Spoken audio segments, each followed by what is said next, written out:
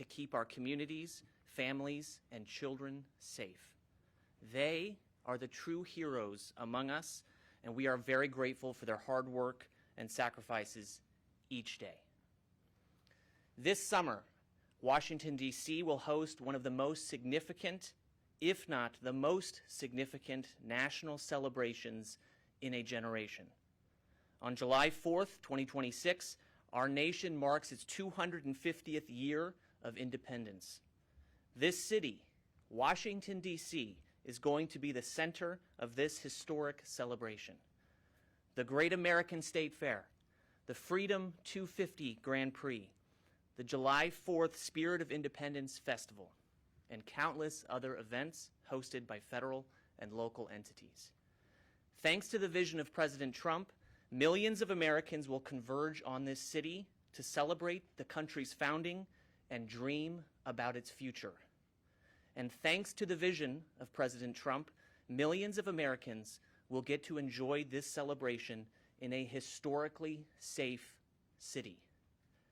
With the D.C. Safe and Beautiful Task Force launched last year, this administration has charted a new future of law and order and swift accountability for criminals who had been driving D.C.'s violent crime rates up to unacceptable levels.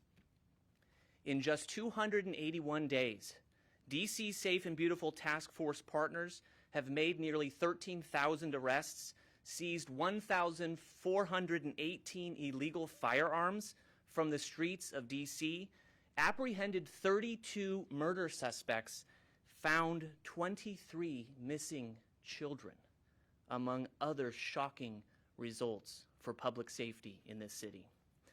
As a result of these remarkable efforts, crime is down over 25% in D.C., with even higher drops in the homicide rate and other violent crimes.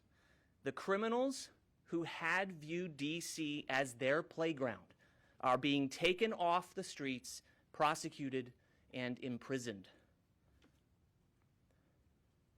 But our message today is that we're not done. We are not satisfied. We are not content with good. We are coming for perfection. And we won't be done until we reclaim every last inch of ground on anyone seeking to do harm in our nation's capital. We are fully committed to making this city a place where mothers feel safe walking their children to the corner market, where running a late-night errand doesn't put you at risk of a carjacking, where residents and tourists alike can freely experience the best this beautiful city can offer.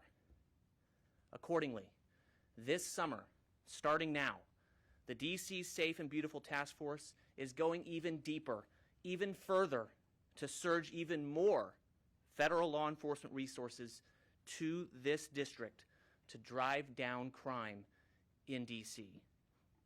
This is a proactive and deliberate measure to ensure this great city remains safe and beautiful. Our efforts will serve as an example to the entire country of what it looks like when leaders step up and say enough is enough when it comes to criminals and lawlessness. Thank you.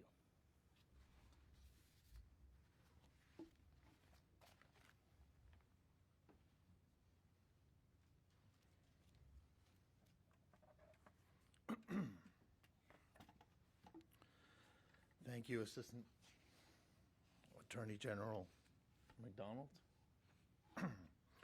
Good morning. I am happy to be here today with U.S. Attorney Jeanine Pirro, Assistant Attorney General Colin McDonald, the National Guard, and so many of our federal law enforcement partners with D.C. Safe Task Force. Thank you all for your leadership and your support of the D.C. Safe operation. It is my honor to stand before you today as Director of the United States Marshal Service and the Chairman of the D.C. Safe Task Force. The American people gave us a clear mandate to make America safe again. And today I am proud to say that thanks to the leadership of our President and this task force, Americans can walk around our beautiful capital again without worry that they will be a victim of a crime. And we're also here to talk about turning up the heat on the criminals in D.C. all summer long. Our nation's capital will be safe for all Americans. I want to recap what the D.C. Safe Task Force has already accomplished. Over the last 9 months, we've come together with more than 30 different agencies and departments to create the D.C. Safe Task Force. It is a long list, but I want to recognize them. The U.S. Attorney's Office, my very own United States Marshal Service, D.C. National Guard, Homeland Security Investigations, Bureau of Alcohol, Tobacco, Firearms, and Explosives, Drug Enforcement Administration, U.S. Park Police, Federal Bureau of Investigations, Metro Transit Police Department, Secret Service, Federal Protective Service, Customs and Border Patrol, U.S. Capitol Police, Amtrak Police, Metropolitan Police Department, D.C. Fire, HHS TACMED, Diplomatic Security Service, CSOSA, NCIS, Army CID, the D.C. Housing Authority Police, and multiple offices of Inspector General. I am so proud of everything the D.C. Safe Task Force has accomplished. We've made close to 13,000 arrests, many of them being the worst of the worst. Arrest of criminals wanted for murder, arrest of drug traffickers, and of sexual predators. The D.C. Safe Task Force has seized over 1,400 illegal firearms, preventing countless violent crimes in our nation's capital. Murders are down more than 35%, and overall crime is down 26%. The violent carjackings that once plagued this city are rare and will be over because we are not done. This brief recap shows our task force has spent the past 9 months making D.C. a safer place for Americans to live, work, and visit. Washington, D.C. is our nation's capital, and it should be the safest place to visit in our entire nation. We are 50 days away from July 4th, the 250th birthday of our great nation, and today we want the public to know that we are not done. This summer, each agency on the D.C. Safe Task Force will push harder to eradicate crime and to increase the quality of life in our beautiful nation's capital. We will increase high visibility patrols across D.C. so Americans can safely celebrate America's 250 years of independence. You will see the difference all summer long in D.C. No crime will be tolerated, especially violent crime. Drugs off the streets and guns out of the hands of criminals. We will use every tool available to law enforcement. Drones, helicopters, tactical canines, and any and every asset available to law enforcement to turn up the heat on criminals in this city. I want to break it down by agency. The Marshal Service is combating violent crime every day. We will continue arresting criminals with warrants for heinous crimes. This summer, I'm committing the Marshals to surge every resources to root out everyone committing crimes. I remind criminals who are on the run and in hiding, the Marshals are the best manhunters in the world, and we will find you. Law and order has been restored. We are not done fighting crime in our nation's capital. DEA. Over the past 9 months, our DEA has found that the D.C. drug market is fueled by outside sources. It is part of a larger regional trafficking ecosystem tied to interstate narcotics pipelines, organized networks, and cartels linked to larger distribution channels. DA is also allocating more resources to every district in D.C. to attack the nexus between drugs and violent crime. It is about time drug dealers be treated like terrorists, since they are terrorizing our nation and the D.C. community. ATF, led by Robert Cicadia, our ATF will continue to fight illegal firearms trafficking across all state lines. All firearms illegally coming in from Maryland and Virginia will be found and seized. ATF will continue to use their highly successful gun tracing and intelligence capabilities to identify trafficking patterns and especially violent repeat offenders. Illegal firearms remain a major driver of violence in D.C., and our ATF is increasing operations to target violent criminals and gun traffickers operating in our nation's capital. Park Police. Our U.S. Park Police plays a vital role this summer, securing the America 250 events. Safeguarding our national parkland and monuments in D.C., they are increasing officers in our nation's capital to patrol the monuments for more proactive policing. You will see more U.S. Park Police on foot, in vehicles, and on horseback through D.C. to support the summer surge. Our National Guard. National Guard plans to grow their presence of guardsmen with the number of expected visitors for America 250. They will continue to provide presence for high visibility and support across the district so law enforcement can focus on their duties. High visibility presence reduces response times to crime, provides support to law enforcement on scene, and keeps officers and civilians safe. HSI, led by John Condon. Similarly, Homeland Security Investigations now has the resources to double the number of special agents that they have on the streets in D.C., working with the task force on high visibility and patrols. This administration is taking on fraud all across the country. And HSI special agents are experts in fraud investigations. They will continue to use intelligence-based target investigations to follow the money, uncovering fake identities, and grifters taking advantage of the systems meant for people in legitimate need. This summer, HSI will be targeting criminals in D.C. who use identity theft to fraudulently obtain housing but never pay rent, driving up prices in an expensive city where housing is already tight.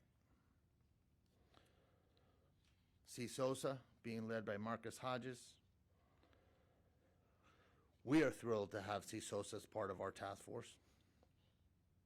The Court Services and Offender Supervision Agency is a federal agency mandated to supervise adults on probation, parole, and supervised release in the District of Columbia.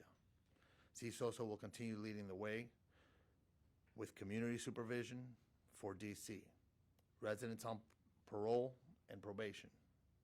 This summer, we'll keep D.C. safer by holding these individuals accountable. All of these successes and strategies are a direct reflection of the Trump administration's focus and commitment to reducing violent crime and making our communities safer. The teamwork and collaboration modeled from the top down by this administration has been vital to the success of this operation. When federal, state, and local agencies operate as genuine partners, we can reclaim even the most troubled cities. So to the American people, the celebration events for America 250 will be safe for everyone to enjoy. law and order has been restored to our nation's capital. D.C. will be the safest city in America for those who live, for those who work, and for those who visit. The task force will continue to turn up the heat on crime. We had tremendous successes that we can celebrate. Our men and women in law enforcement have worked so hard to get this city to this place, but know that we will keep moving forward to restore safety to the district and to ensure the safety of visitors all summer long. Before we take some questions, I'd like Jeanine Pirro to say a few words. Thank you.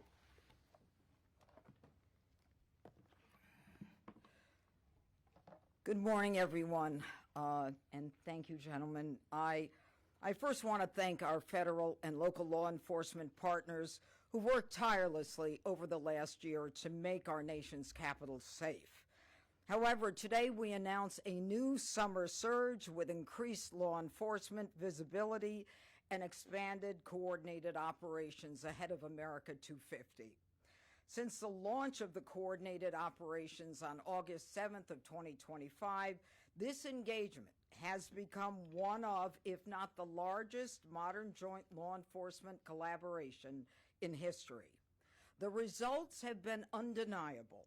Almost 13,000 arrests, including homicide suspects, gang members, narcotics trespassers, fugitives, weapons offenders, almost 1,500 illegal firearms taken off the streets that then can't be used to intimidate and kill fellow citizens. And most importantly, violent crime is now down dramatically. Homicides are down almost 50%, robberies down 42%, carjackings are down 60%. Those numbers represent lives saved, families protected, businesses able to function safely, and neighborhoods that are beginning to reclaim peace and tranquility. Since I took office, and it's been 1 year, on May 14th of 2025, we have secured in my office over 7,000 convictions. So this isn't just about arrests. We are convicting these people.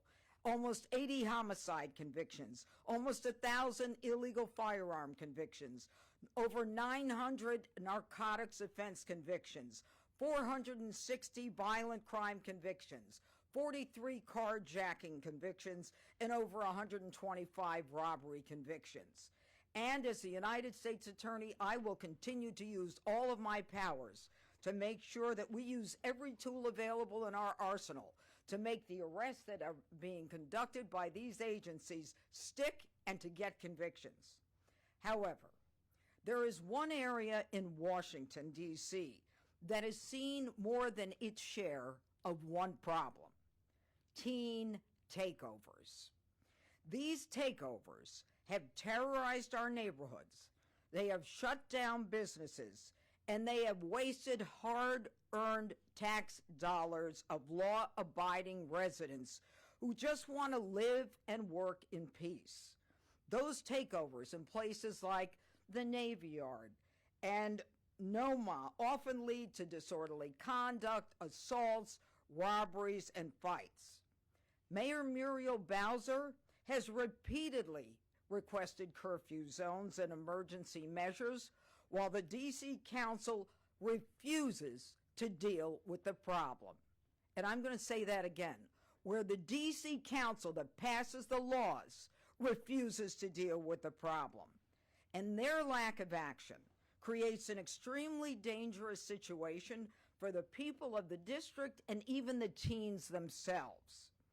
And as we grapple with this problem, there is one area that hasn't been discussed. Parental involvement has been a noted gap in any discussion. And I am here to say, as the United States Attorney in the District of Columbia, that ends today. Starting today, my office will aggressively prosecute parents under D.C.'s curfew law, and the specific statute that we will use is a violation of D.C. Code 22-811, and it involves contributing to the delinquency of a minor. This statute makes it unlawful for an adult to enable, facilitate, or permit a minor to engage in delinquent acts. The penalty is up to 6 months imprisonment. So if the evidence shows the parent knew or should have known or permitted or failed to prevent participation, we're going to charge them. And if you drop your kid off and you fail to supervise them or you let them skip school to join the chaos, you are going to face fines, court-ordered classes, and possible jail time. Penalties can be imposed even if the juvenile minor is not prosecuted. So a parent commits this offense if they permit or by insufficient control allow a minor under the age of 18 to violate a curfew. Now, we're going to be asking the Metropolitan Police Department to issue parental citations whenever a minor's curfew violation is tied to a takeover. We will seek to pair these citations with mandatory parental notification and court-mandated parental classes or family counseling as a condition of the resolution of the case. The shame of this is that we are protecting your children, the ones who may join a teen takeover out of simple curiosity, because you won't, because we don't want your child victimized. So we now have to step into your shoes, parents, to make sure that your child is not victimized. This doesn't require new legislation, folks. It's all there. And it sends a clear message to the parents that you must supervise your kids or face criminal consequences. Law-abiding taxpayers should no longer have to pay for parental neglect. And as we take back our streets, as you've heard today, there will be no excuses. Parents, do your jobs, or we will do ours. And in the end, taxpayers will no longer subsidize the chaos caused by parental neglect. So parents, if you don't control your kids, the district will. And as we approach, finally, the 250th anniversary, I want to be clear. My message to anyone who seeks to commit political violence in this district: D.C. is not the place. You will be held accountable, and you will face the full wrath of the law. And just this morning, before I came here, we filed notice that my office will seek death against the defendant, Elias Rodriguez, for the killing of 2 young Israeli embassy staff members at the Capitol Jewish Museum. Thank you. Thank you, Judge, for your leadership. It's always refreshing. We'll take a few questions. Yes, ma'am? Thank you so much. I have one on topic and one off topic. Assistant Attorney General McDonald's announced 13,000 arrests following the surge. I'm wondering, Director Seralta, how many of the reported arrests are immigration related? And is there an estimated cost of the law enforcement surge to the taxpayer so far? And then if I could just add, Madam U.S. Attorney, you mentioned the teen takeovers and prosecuting parents under U.S. law. Can you talk a little bit more about what that might look like and what role the federal law enforcement would play outside of just MPD issuing these citations? Okay, we'll start with the immigration piece. The immigration arrests tend to be about 15% of our arrests, but that's a calculation. It is not the bulk of arrests. At the beginning, it was more so the case. Now they're just not being arrested or not being found. As far as the cost goes, the law enforcement officers that are working these cases are part of the task force. I want to make one point, right? Because we talk about illegal immigration as if it's not a violation of law, and it certainly is.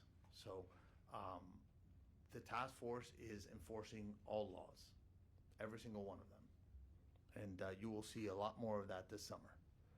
Madam. If I understand your question is, what role do the feds have as it relates to the parents and the teen takeovers? Well, as you've already heard this morning, there will be a continuing joint operation. However, the way I see it occurring is that the MPD will be, as soon as there is an arrest, it is a local and sometimes an Office of the Attorney General arrest, but the parental notification will be mandated along with a citation for the curfew violation. Thank you for that. And Mr. Assistant Attorney General, I completely appreciate you can't comment directly, but in light of the reporting that DOJ is moving toward a possible indictment of Raul Castro at the same time the administration has openly pursued pressure campaigns against foreign governments, I'm wondering how you respond broadly to criticism that criminal charges might be used or even appear to be used as instruments of regime change rather than law enforcement. I'm not going to answer that question here. We're focused on making this city the safest it's ever been. And the hard work of the folks on this stage and some in the audience have achieved that. But again, we're not satisfied. We're going for more. We're going for perfection.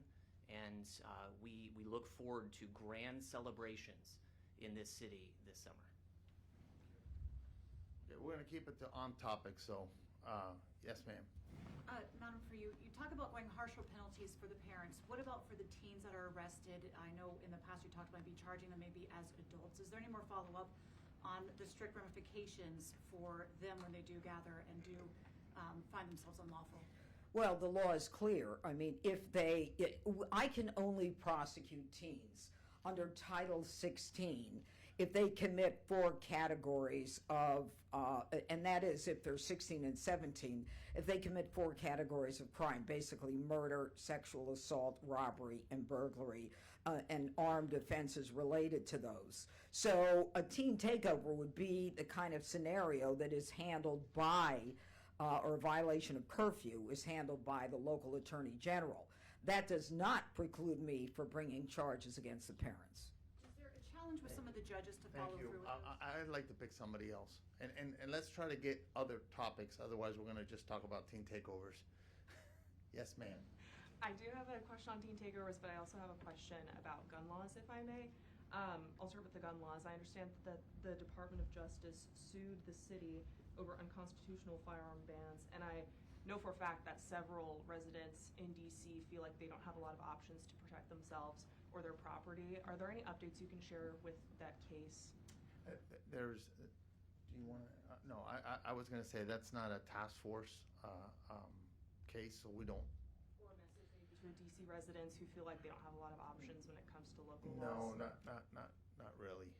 I'd like to talk about summer and how this task force is going to turn up the heat on criminals. If anybody has any of those questions, yes, sir. You in the back. Thanks. I got 3 quick questions. One, Judge Pirro, you know all too well that the mayor and the chief have lost the authority to implement the youth curfew zones.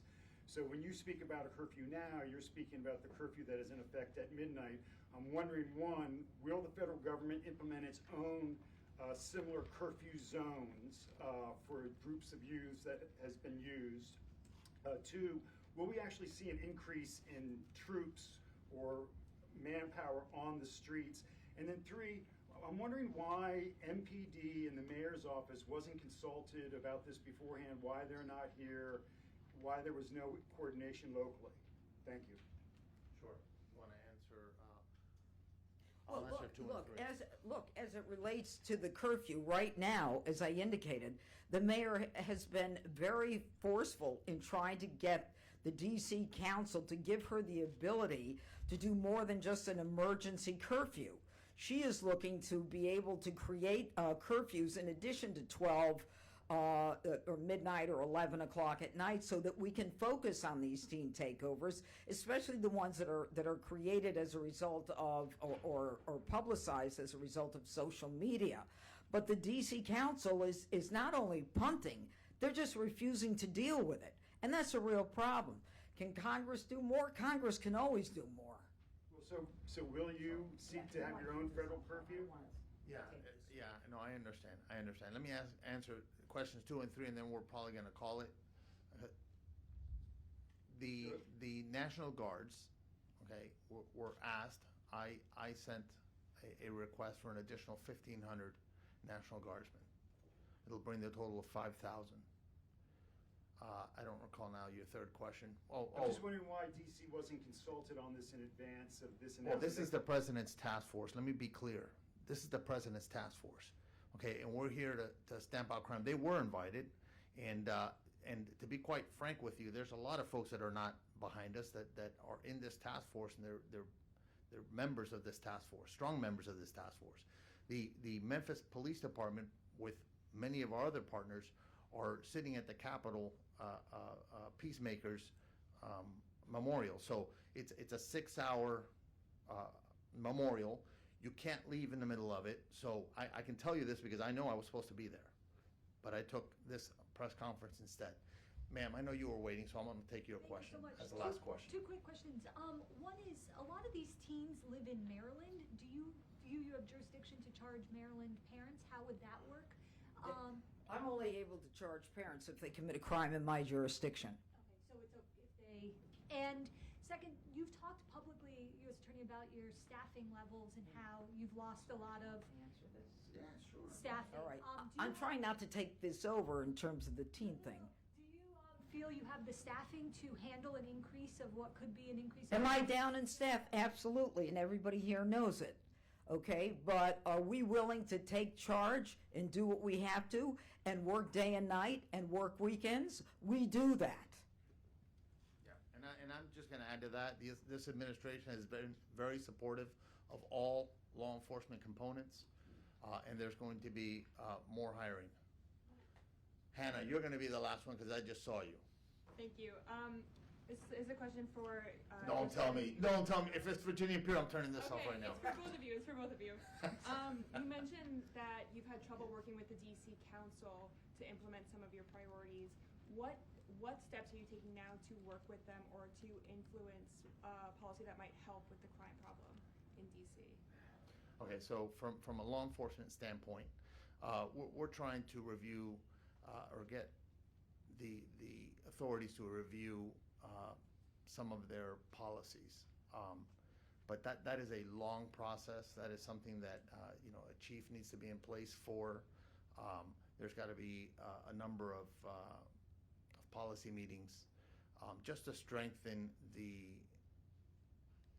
police department to be able to be police officers. They're not at that point yet. I mean, it's gotten better, but there's a lot more work to do to take the handcuffs completely off the Metropolitan Police Department officers. Okay, thank you very much.